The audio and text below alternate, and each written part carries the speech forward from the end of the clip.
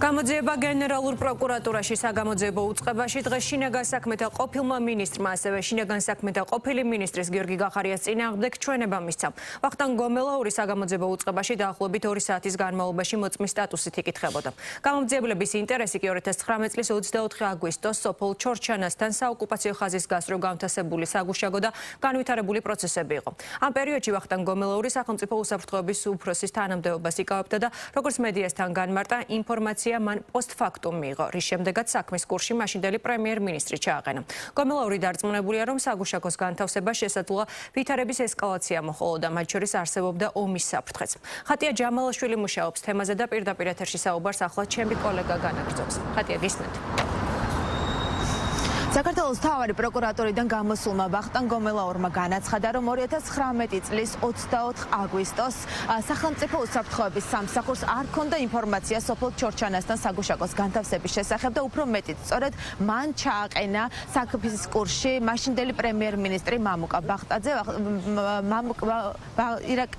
მაშინდელი შინაგან საქმეთა მინისტრის ვახტანგ გომელაურის განცხადებით, იმ დროისთვის სოფელ ჩორჩანასთან საგუშაგოს აღმართვით არსებობდა საკმაოდ მაღალი რისკები, მათ შორის კონფლიქტის რისკი, თუმცა ეს რისკი ამ რისკს მაშინ გადარჩა საქართველოს, თუმცა როგორც ვახტანგ გომელაური აცხადებს, ადგილობრივმა მაცხოვრებლებმა დაკარგეს საძოვრები და ტყე, რომლითაც ისინი ყოველდღიურად სარგებლობდნენ. ვახტანგ გომელაურს უჭირს პასუხის გაცემა კითხვაზე, თუ რა ამოძრავებდა გიორგი გახარიას, მაშინდელ შინაგან საქმეთა მინისტრს, როდესაც მან საგუშაგოს აღმართვის გადაწყვეტილება მიიღო სოფელ ჩორჩანასთან.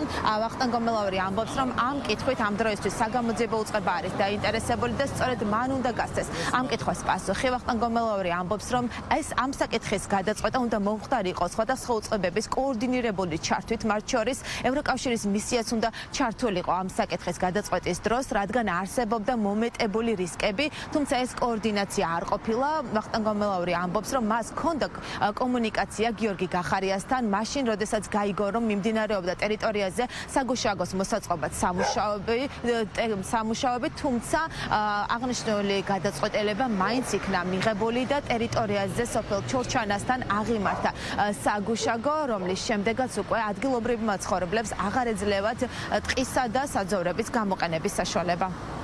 ჩვენ ინფორმაცია არ ქონდა, გავიგეთ, პოსტფაქტუმ გავიგეთ, უკვე დაიწყოს გზის რაღაც დამუშავება და ეს დღეს ხო რაკეტა საგუშაგო ხო? გზის გაყვანა, რაღაც მოსწორება. პრემიერ-მინისტრის საქმის იყო თუ არა, არ იყო როგორც საქმის და ჩვენ მოვახსენეთ, როგორც მევახსოვს. ყოველ შემთხვევაში მე ვფიქრობ არ უნდა ჩაედგა, რა თქმა უნდა, ასეთ შემთხვევაში, თუმცა კიდევ ვიძახი, თუმცა გიორგი გახარი იქნებოდა თუ ახო გომელაური თუ ვინც იქნებოდა, უნდა შეეთანხმებინა კიდევ ხალხს უსაფრთხოების სამსახურთან, შემდეგ ერთობლივი ინფორმაცია დამუშავებული აწყობილიყო პრემიერ-მინისტრთა, შემდეგ უკვე დახვევებარებინა ევროკავშირის სადამკვირვებლო მისია და მათთვის უნდა გითხრა, აი აქ საფრთხეა, ან თქვენ დაარეგულირეთ, ან ჩვენ უნდა ეს შევიყვანოთ. როცა გავიგეთ ინფორმაცია შემოვიდა და ტრაქტორები მუშაობდნენ და შემდეგ იქ უნდა გაკეთებულიყო ახალი საგუშაგო, რაც კიდევ ვიძახი, გამოცდილება მქონდა შინაგან საქმეთა სამინისტროდანაც და რა თქმა უნდა უსაფრთხოების სამსახურიდანაც.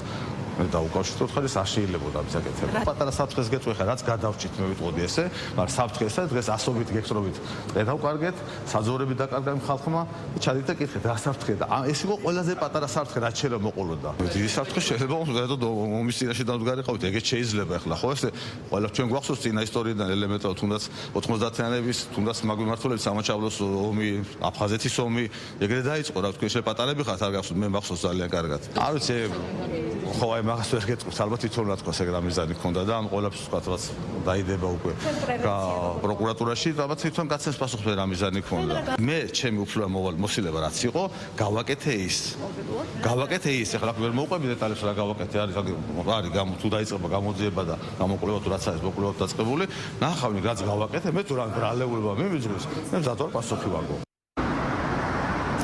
საქართველოს მთავარმა პროკურატურამ გაავრცელა განცხადება, სადაც დაადასტურა, რომ სისხლის სამართლის რამდენიმე მუხლით მიმდინარეობს ძიება. ერთ-ერთი ეპიზოდი არის სწორედ 2019 წელს 24 აგვისტოს სოფელ ჩორჩანასთან განთავსებული საგუშაგო და სწორედ ამ საქმის ძიების ფარგლებში დღეს მოწმის სტატუსით გამოიკითხა მაშინდელი სახელმწიფო უსაფრთხოების სამსახურის უფროსი ვახტანგ გომელაური. აღნიშნული საკითხი სოფელ ჩორჩანასთან საგუშაგოს განთავსების საკითხი მას შემდეგ გახდა აქტუალური, რაც დროებითი საგამოძიებო კომისიის მუშაობის ფარგლებში კომისია გახარიამ დაიბარა გამოსაკითხად მაშინდელი შინაგან საქმეთა მინისტრი გიორგი გახარია. გიორგი გახარიამ სწორედ ამ ეპიზოდთან დაკავშირებით ისაუბრა და განაცხადა, რომ იმ დროისთვის არსებობდა მომეტებული საფრთხეები და სწორედ ამის გამო ამ რისკების გასაუნებელყოფად ჩაიდგა ტერიტორიაზე საგუშაგო, თუმცა 11 ივნისს უკვე აღნიშნულ კომისიაზე ასევე დაბარებული იყო სოფელ ჩორჩანას ადგილობრივი მკვიდრი, რომელმაც განაცხადა, რომ მას შემდეგ რაც საქართველოს შინაგან საქმეთა სამინისტრომ ჩადგა ტერიტორიაზე საგუშაგო, უკვე მათ აღარ ეძლევათ საძოვრებისა და ტყის გამოყენების საშუალება. დღეს აღნიშნულ საკითხთან დაკავშირებით და მიმდინარე გამოძიებასთან დაკავშირებით, როგორც თავად გიორგი გახარიას, ასევე მის პარტიაში არ გაუკეთებიათ კომენტარი და საინტერესოა თუ როგორი იქნება გიორგი გახარიას პოზიცია მიმდინარე გამოძიებასთან დაკავშირებით, როგორც საქართველოს მთავარ პროკურატურაში აცხადებენ, საქმეზე გამოძიება გრძელდება და არ არის გამორიცხული, რომ გამოსაკითხ პირთაწრე გაიზარდოს. დღეს ვახტანგ გომელაურმაც განაცხადა, რომ შესაძლოა მაშინდელი თანამდებობის პირებით დაიბაროს საგამოძიებო უწყება მკითხებზე პასუხის გასაცემად. მადლობა ხატია. ხატია ჯამალაშვილი საუბრობდა პირდაპირ ეთერში პროკურატურიდან.